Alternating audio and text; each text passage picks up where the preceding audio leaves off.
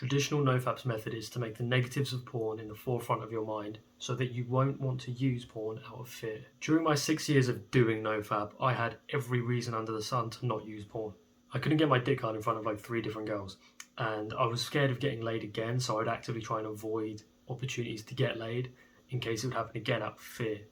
I had brain fog, I had low motivation, I didn't want to do much, I had just like a hatred for myself out of all of the like fetishes and weird material that I was watching. It was fucking awful. I would literally put my headphones in and play the Dragon Ball Z Super Saiyan theme, and I would do like an angry walk around the estate, telling myself all of these negatives in my mind, and then I'd come home and I would relapse. I did this again and again. I did push-ups, I did cold showers. It was just fucking awful. Let me explain to you extremely clearly why having the negatives of porn in the forefront of your mind will not help you to quit. Really, really simple, okay? So firstly, we massively overvalue porn in our own minds. We have loads of false beliefs around porn. These create what we call desire, okay? Urges are not urges. Urges are desire. The same desire that it causes for me to put this deodorant on when I stink is the same kind of desire that drives you towards porn. I believe in my head, before I go out, I need to put deodorant on, else I'm going to stink, and people will know I stink, and I don't want to stink. So I have a strong desire before I go out to bang this on, right? Now, with PMO, it's the same thing. You have beliefs around what PMO does for you. You think it helps with stress. You think it's this like ultimate happy, euphoric, magical substance that deals with all your problems and makes them all go away. You view porn to be really, really fucking helpful to you, and you view it as though like it would feel good in certain moments, right?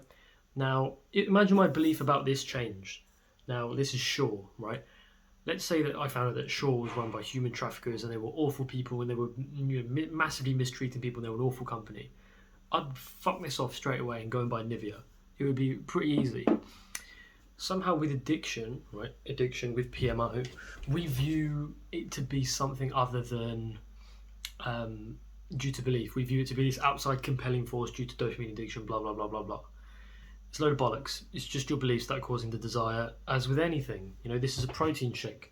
With protein, right, I believe that protein shakes are going to help me build more muscle in the gym. I believe it's a convenient way to get protein into my diet. I believe it's going to help me maintain my muscle. So that's why I drink them a lot. That's what makes me desire protein shakes. So imagine like desire is like the wind blowing towards you, right? Your desire for PMO. You want to go away from PMO, but your desire for PMO, driven by your beliefs that you're holding, are pushing the wind towards you and you're battling against the wind. NoFap says, don't deal with the wind coming towards you. It says, just keep battling against the wind your whole life. It's fucking awful. Not only is it extremely difficult to do, almost impossible, but it's extremely unenjoyable even when you do go for a prolonged period without, fapping. Because you still hold those beliefs, you still feel deprived. When you challenge these negative beliefs, instead of just holding them in your mind and focusing on them more and more and more, that does fuck all. It just doesn't do anything. You already know the benefits. You already know the negatives of PMO. You don't need to constantly remind them to yourself. Instead of dealing with the, fighting against the wind, change the direction of the wind to push you towards abstinence. And you might be like, well, how do you do that?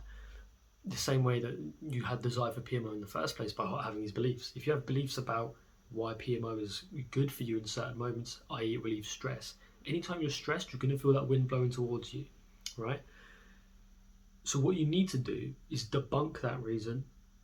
Perhaps PMO doesn't relieve stress, and open your mind to that possibility that PMO doesn't relieve stress, and then believe that actually abstinence is actually way more fun because you don't have to go through that whole stressful PMO bullshit anymore. Like, it's really that simple, but everyone gets caught because there's this whole addiction concept. If you believe you're addicted, you will be. That's a separate topic, but just hold that in mind. Let me give you some more examples just to sort of convince you.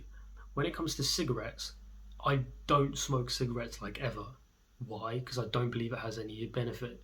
Sometimes when I'm in a nightclub and everyone else is going out for a cigarette, maybe I'll have a cigarette then. Do you see that? There was a reason as to why I wanted the cigarette in that nightclub. I don't want to smoke a cigarette now. It's fucking disgusting. There are beers in my fridge. I'll never touch them because there's no reason to.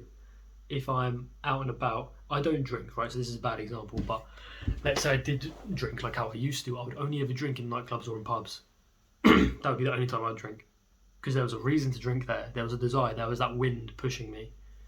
You see? It's not chemicals. And if I want to stop drinking, which I did do, I didn't just focus on the negatives. Oh, alcohol's going to make me feel hungover tomorrow. I focus on the positives. I debunk those reasons, right? Like, all the reasons why I see value in alcohol. So I found out alcohol doesn't actually make me better in social situations. It actually makes me more retarded, right? Then I realised the benefits of abstinence. I don't have to be hungover tomorrow. And it was that. Do you see how it's positively motivated instead of focusing on negatives? So if you really want to stop using porn, read the freedom model, right? The freedom model to quit addictions. I'll write it down in the description below, or get in contact with me on Telegram and I'll help you for free for a limited amount of time. No BS. I might also link my PDF of explaining this whole shit like in a condensed form in the description. I might do that. I'm in the process of writing it right now. But essentially, if you want to quit PMO and you want to don't focus on the reasons and you want to do what I'm telling you, which is debunk the reasons why you're using PMO and then create a positive force going towards abstinence, you need to let go of the addict self-image, which is talked about in the freedom model. You need to figure out your reasons for use, debunk them, which again is in the freedom model. It's all in the freedom model. All of what I'm talking about is from the freedom model. And then chapters 17 through 20 are where you will debunk the main reasons. There are also lots of sub-reasons why you use porn that are very porn-specific. Those are the ones where I'm really just trudging through and figuring all of them out. So this is a kind of process that's ongoing for me.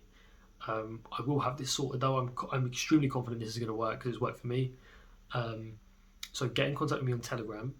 I'll leave my username in the description below, and I'll send you my document so that we can debunk all of your reasons, and that so you can then change the direction of the wind.